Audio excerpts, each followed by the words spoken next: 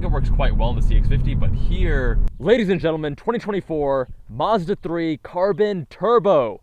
This comes with the Zircon Sand Metallic. That's the only color you can get on the exterior. I think on a Mazda 3, I don't know. I feel like it works a little bit better on a more rugged vehicle, but this to them is their fun color. They throw it on the Mazda Miata, on the Mazda 3. This is actually the second highest trim, so not quite the Turbo Premium Plus. This one comes in around almost $33,000. I think it actually looks pretty sharp. They did a good job styling this vehicle. You can get this, of course, in a hatchback or sedan style. With this sloping design, eats a little bit into the cargo space, but still pretty good. Got my gym bag here, cargo cover, so people don't try to jack it. And sitting behind myself at 6'1", you know, my knees have to go around the seat, and I'm kind of jabbing in here. I'm not the most comfortable, but you know, at least I have a little bit of headroom.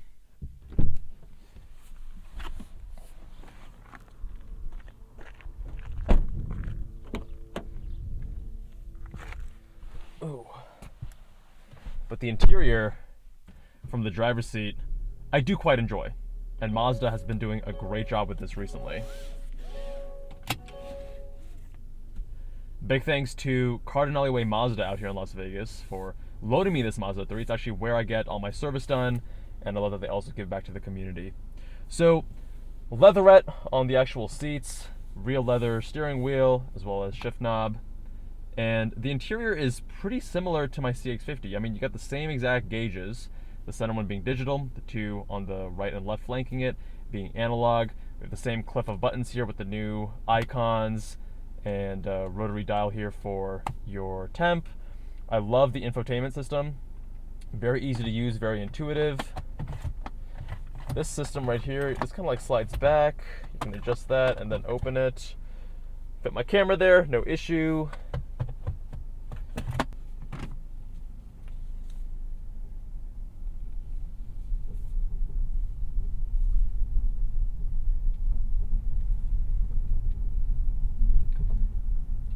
And we do have some piano black over here. Again, this is very, very similar to the CX-50. The screen, you know, the placement, the piano black. The styling is a little bit different. It's not going for that rugged look of squared off and the horror movie stitching that the CX-50 has. And for those who don't know, I own a Turbo Premium Plus CX-50. I've had for about a year and a half. We'll be reviewing that Integra Type S right after this. But I do like this interior design, you know, this is a little bit more flowing and swoopy. The interior-exterior congruence is there. It's styled well, and the two work together. And it's sporty, right? Sporty and luxurious is how the interior feels. I'm gonna throw this into sport mode. There's a little toggle here. See that sport. It automatically downshifted. It's gonna hold the revs a little bit higher. We're going to turn off traction control as well and put this in to manual mode. We're powered by a 2.5 liter turbocharged inline 4-cylinder, same engine as in my CX-50 and in a lot of vehicles in Mazda's lineup. 227 horsepower, 310 pound-feet of torque when you're on regular octane, 87. And on 93, you're making 250 horsepower, 320 pound-feet of torque. Now there's no paddles here, which I think is a bit frustrating. Also on this trim, you don't have an HUD, which I also would prefer. But the nice thing is that they at least have the directions here proper, so forward to downshift, back to upshift, as it should be.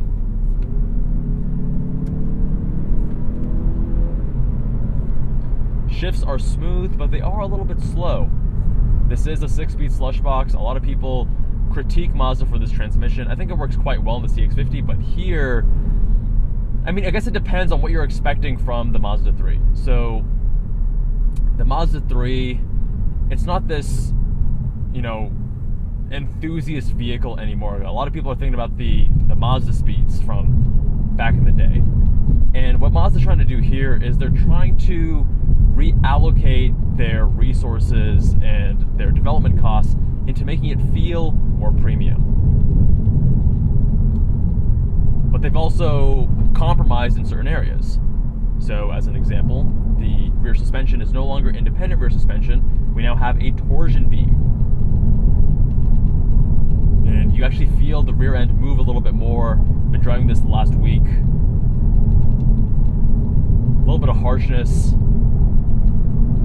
but still pretty well tuned suspension. McPherson strut in the front, of course. In sport mode, they do have this G vectoring system that is supposed to help with turning, so you get a little bit less understeer.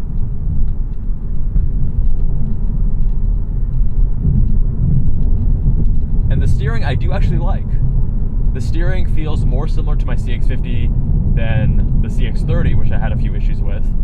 There's still like a bit of this like stickiness in the center, just a little bit, but it does have good feedback, but it's quite slow. It's a slow ratio. It's not, essentially the driving experience here, it's not sharp in any way. The steering, the throttle, the brake, the transmission, no input is sharp. It's very like rounded edges. Also, torque really dies off. This is the same engine from the CX-50, which makes more sense there. Over here, and here we go. Get a little bit of rotation on braking.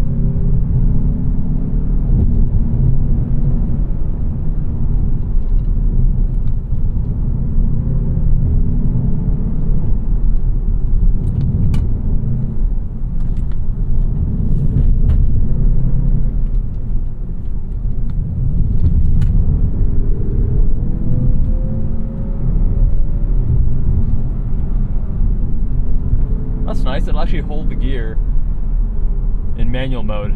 So you can still feel that it is a front-wheel drive, all-wheel drive system, but they have been able to work, they have been able to at least neutralize it quite a bit. It's not going to feel nearly as sharp or as driver-focused as something like a Civic Si. This thing also is heavier, right? This is around 3,400 pounds, Civic Si being lighter. A little bit sportier. This one's supposed to be a little bit more luxurious. But the engine, going back to that, it makes a lot of sense as like a daily driver tuned engine, in the sense that you have a lot of low end torque. Maybe from 1,500 to around 4,000, you feel a lot of torque. And it pulls, it's great. But as soon as you start getting close to 5K, it really dies out. And even the automatic transmission tuning, it's gonna short shift for you, because going to the 6,000 RPM redline, there isn't much utility. You really lose steam up there. And I get it, like cost cutting, cost saving, you reuse the same engine across different vehicles. But I don't know, I think that for a smaller vehicle like this, it doesn't quite fit the character as much. I know they're not going for the Mazda speed vibe anymore, and they're trying to make this a little bit more luxurious and compete more with the Audi A3 and BMW 2 Series, things like that. But the engine just doesn't quite, it doesn't feel right here in this application.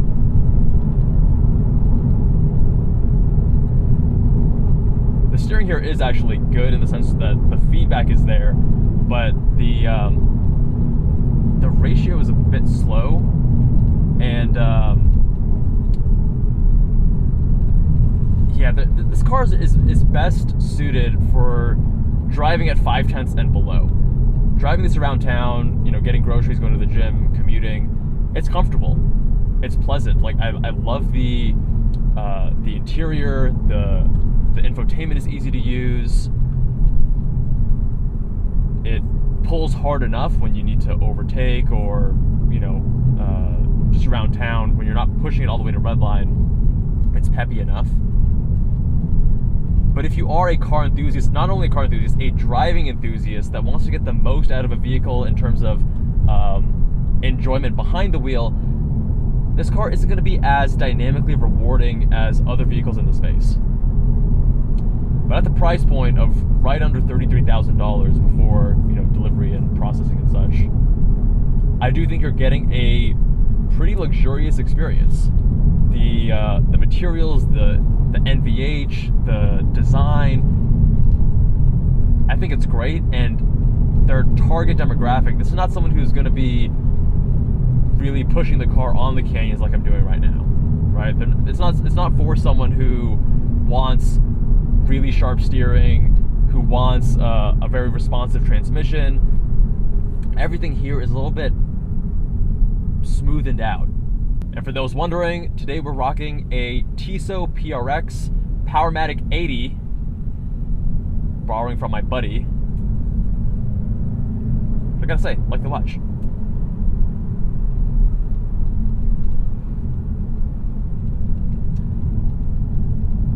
At this trim, we don't have Mazda's new lane centering. We still have just the lane keep assist. I tried the new lane centering in the CX-30 and it actually works quite well. Depending on your use case, you know, if you're commuting, if you're doing road trips in this vehicle, that might be a nice thing to get. This does have a wireless phone charger though. But I don't seem to have the best luck with Mazda's wireless phone chargers with my iPhone. Maybe that large camera bump on the back, I don't know.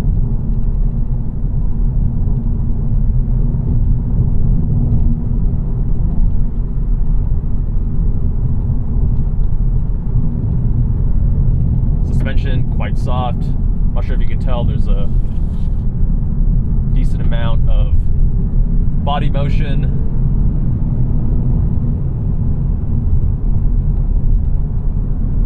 Again, what we're doing out here is we're pushing this car not in its intended use case. This is not really, it doesn't feel proper here. It doesn't feel quite as sharp. And I think a Civic Si would feel a lot more natural, lighter weight, sharper inputs, more driver focused.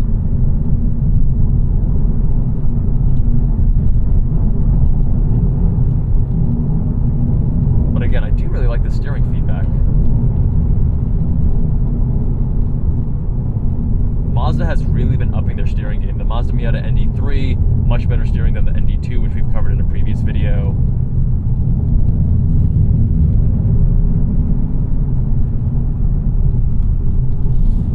But the steering, again, very similar to the CX-50, but it works better in the CX-50 because, you know, of the rounded edges, the slower ratio. It doesn't feel as responsive for a car that's a lot smaller. And the CX-50 also weighs closer to 4,000 pounds. This is around 3,400. Oh, bit of torque steer.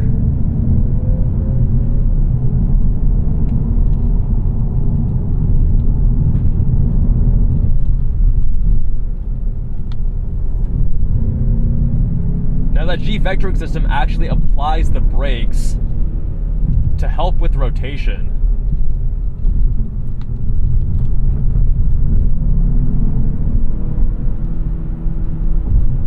And my understanding is that this all-wheel drive system is a bit different from the rest of Mazda's lineup in that should be able to send more power to the rear. I do like that on braking I'm able to get it to rotate a bit. Traction control is not completely off.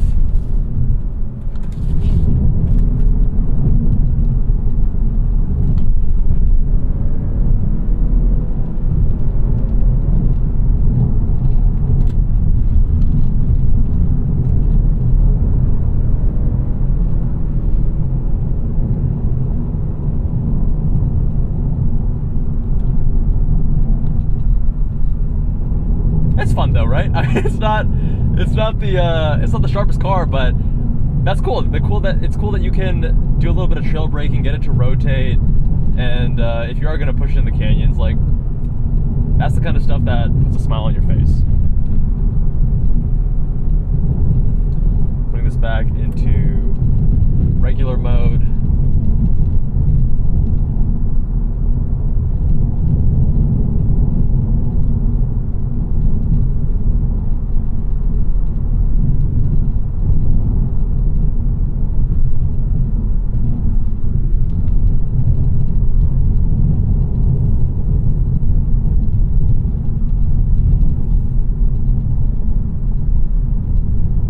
So who is this car for? I'd say the Mazda3 Turbo is for someone who wants a daily driver that is more on the luxurious side, but has a little sprinkling of sportiness. Very easy inputs, slow, natural, don't really need to think too much about them, but someone who's not a hardcore driving enthusiast, who doesn't need super sharp steering, super sharp transmission or other inputs, and wants to be able to commute or do some road trips in relative comfort without getting into something that's passionless and emotionless, right? I would take this over a Corolla. I would take this over some of the Subaru offerings. It does have a little bit of, Japanese soul and passion, the aesthetic with the interior.